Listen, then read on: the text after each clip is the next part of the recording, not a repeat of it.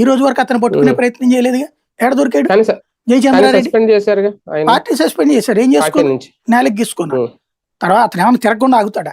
అసలు మెయిన్ సూత్రధారి ఇప్పటి వరకు దొరకలేదు కదా. మరి అతనిదే అని కదా చెప్పింది, అతను దొరకలేదు కదా. విచిత్రం ఏంటంటే వేమూరి ట్రావెల్స్ విషయంలో యజమాని దొరకడం, బట్ అతను పంపించిన చెక్కులు వస్తాయి. జయచంద్రారెడ్డిని పక్కన పెట్టి జనార్దన్ రావుని పట్టుకుంటారు. అది కూడా ఏంటి, జనార్దన్ రావు అతనికి అసిస్టెంట్, అసలైన జయచంద్రారెడ్డిని తప్పించేస్తారు. కానీ పేరుకి ఇదిగో ఏమన్నట్టు మీరు చేశారు? చెప్పినట్టుగానే అదిగో సస్పెండ్ చేశాం కదా మేము, ఏం చేసుకోను, ఉమ్, ఎందుకు అరెస్ట్ చేయలేదు? పైగా ఈ లోపుగా జోగిని అరెస్ట్, జయచంద్రారెడ్డిని అరెస్ట్ చేయాల్సిన వాళ్ళు అది దొరకలేదు. బట్ జనార్దన్ రావు అని వాడు చెప్పాడు, ఆడికి నేను జోగి రమేష్ కి పరిచయం ఉంది కాబట్టి వీళ్ళిద్దరు చేసేశారు అన్నట్టు. ఇప్పుడు ఇదే జోగి రమేష్ చంద్రబాబు గారి పేరు, లోకేష్ గారి పేరు, పవన్ కళ్యాణ్ గారి పేరు చెప్తారు, కేసు పెట్టేస్తారా? నరేంద్ర మోడీ పేరు చెప్తారు, కేసు పెట్టేస్తారా వీళ్ళు? అంటే ఇక్కడ ఆధారాలు ఉన్నాయేమో, ఏమున్నాయి ఆధారాలు? అతను అది చెప్పడమే WhatsApp ఆధారం. chatting గానీ ఫేస్ కాల్ గానీ.